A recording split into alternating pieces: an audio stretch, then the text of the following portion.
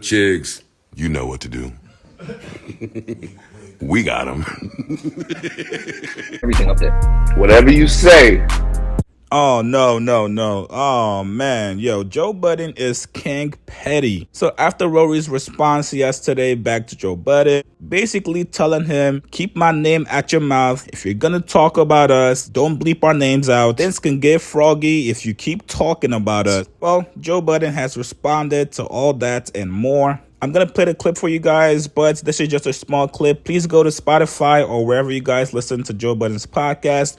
Go listen to the full episode. It's called Ribbit. Obviously, a play on words to when Rory told Joe, keep my name out your mouth before things get froggy. Matter of fact, if anything, I've been objective and complimentary in a lot of places. And if you look at that clip, I even said you deserve to be on that fucking list. Oh, and by the way, I'm talking to Joe. I don't do this who we made concern bullshit and subs. You're fucking 45. Talk to people. Don't bleep my name anymore on the podcast. Shut the fuck up. I told you the last time I saw you, leave me alone. And I have not said a fucking word. I've been nothing but kind, polite. Anytime someone brings you up publicly, I don't say bad words. Stop talking about me. Leave me the fuck alone. It's getting obsessive. This is his third press run in 2 years. Mm-hmm.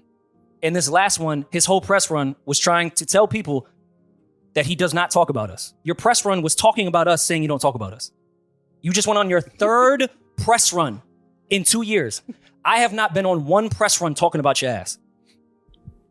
I did my response video, and I left it the fuck alone. You did. Joe Budden wants all the smoke. He's not sparing any feelings here. He's coming with the jokes as well as some hard stinging lines. Here's what Joe said back to Rory and Mo. So, if y'all think I ain't getting my money's worth out of this, now that I'm prepared. But I'm not dissing nobody. I felt like last pod, when I was speaking about just podcasting and the landscape in general, a lot of podcasters out there were able to pull from that and get help from that. Now, Hit Dogs holla, and Hitman holla, and holla if you count. Holla if you hear me. But if it don't apply, you kind of just let that shit fly. You just let it fly. I want to take this time to clear some things up really quickly, and we'll move on. I want to define the term press run because we're largely responsible with introducing it, and y'all using it wrong. A press run is when you set up a string of press for the purpose of promoting something. Introducing a product. You have to have something to promote. If you just pop up somewhere, that's not a press run. And Bear has been saying that for some time now. I totally disagree with that. Bear. Who's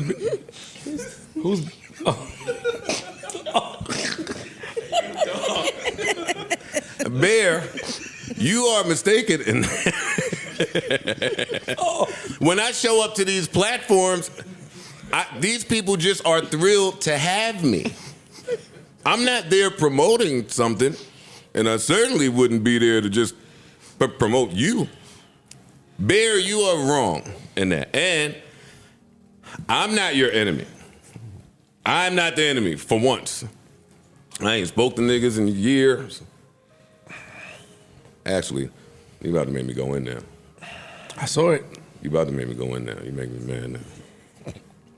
Yeah, I'm not anybody's enemy. I ain't spoke to nobody in years. I'm just offering constructive criticism by watching and just seeing what's going on.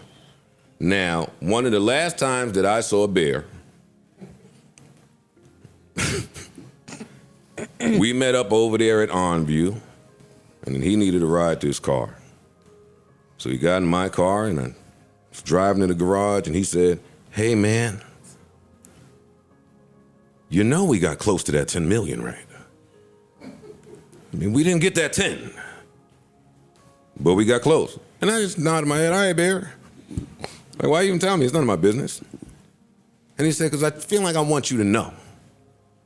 And I said, "All right, well, you're lying. And he said, how you know? I said, because you're set. Not a $10 million set. And then shortly after that, we stopped speaking, and then y'all wasn't at the set no more. And I'll admit, I want to know why. You see what you started? Why y'all blaming me? This is about to go bad. Go ahead. No, it ain't. I ain't Yes, it saying is, nothing yo. wrong. I know. You have a way of not saying I'm anything talking wrong, to though. podcasters because Bear and Minimum have done nothing but put on a master class to put on a master class and how to lose fucking value. I know it was So coming. I'm not talking to y'all. I'm talking to future podcasters to learn from your mistakes. So I wanted to know why y'all left that little studio. Yo, let me say this real quick. And you ended up in y'all house. shit. So then you started recording next to a graveyard, and I took a moment to laugh because I love when God and me see eye to eye on things. But the problem with that is, I said to myself, now wait a goddamn second. All right. Oh, the nigga said, well, we not in the building no more because they didn't like how the dog was acting around here. And I said, that sounds familiar. But then I scratched my head. I said, wait a minute, Bear. You mean to tell me that these niggas gave you $10 million and said, hey, your dog can't come up here no more, and you stayed home with the dog? Oh, what the I didn't know he was going there with this, guys. Ouch, that was kind of petty. Now, in addition to that, Joe Budden has now given them nicknames, calls Rory Bear, calls Maul Minimum. So now, not only does he not have to say their names, now he doesn't have to bleep them anymore. Everybody got to go to bed with them questions for themselves. Y'all over there, you know that Minimum don't have a comfortable couch in his house. He over there disrespecting your couch, yo. This nigga put his feet on, she rolling around. This nigga might as well get an ass on your couch. Why you lip shivering? And now the fans are going to start running with this nickname for them. He also addressed his comment to Rory and Maul about them holding mics on the podcast. Here's what he said. Say a strong opinion. Or B&H. Entertain. That's the other thing. I'm going to address this. It was a big deal about what I said about holding mics. Some people got offended. I wasn't trying to be funny. All I was saying was, if you're sitting somewhere holding the mic for a long time, then you clearly don't plan on being there a long time. You're looking stupid in the face. You're looking doofy. You don't know what to do with your hands. It's the bare minimum again. I thought that was helpful. You got to get the uncomfortable feeling of going to BMH. Now, Joe continues. He gave them advice again on their set. Talks about the background of Rory and Maul's set. Here's what he said. Your wires around. Hey, Ish, you do. Snake the wires around. Now, you just got the wires across the living room table. This shit is a mess. It's a mess, girl. I think that's good advice. Fix the shot.